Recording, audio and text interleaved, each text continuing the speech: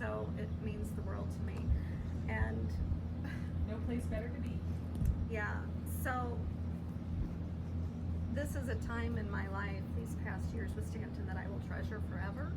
It's unlike any other time in my life. And the Lord did clearly call me into this ministry. Some of you have heard this and some of you haven't, so I'll just share it quickly. Nancy and I started at the same time, and so we heard each other share kind of our why for why we were at Stanton. Like every time we met a new donor, supporter, I was not involved in pro-life ministry when we moved to Idaho in 2017. In fact, I never wanted anyone to know that I'd had an abortion. And so I was always involved in ministry that dealt with shame in women's lives. And so I was active, but I didn't want my kids to know that I'd had an abortion. So that was my big reason for keeping it a secret. I'd had healing from it, but it was still a secret, which happens to a lot of women. We keep it a secret. So on January 22nd, 2019, which was the anniversary of Roe, that year the New York legislature on that date passed a law allowing abortion through all 9 months of pregnancy, and this video went viral. And I was working from home at the time, and so I had my laptop over here and I'm working over here, and I saw this video of the New York Chamber legislature just like erupting in cheers over this new law.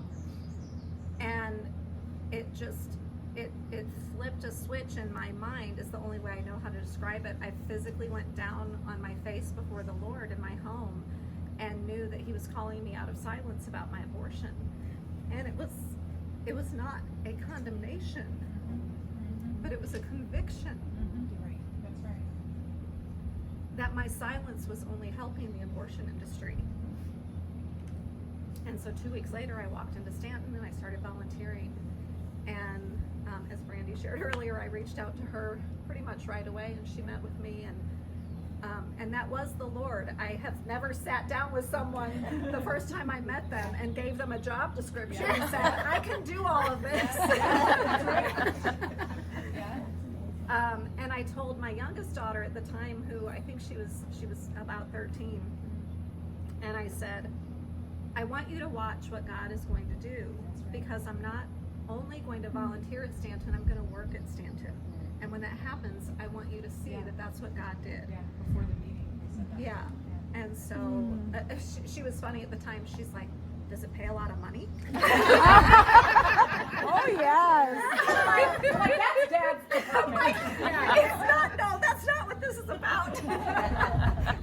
I got some more teaching to do. Yeah, it was just funny because she thought because I was going to work there, that meant it was a lot of money. I'm like, that's not what it's about. But anyway, so it's just been the joy of my life, and something that I'll always treasure.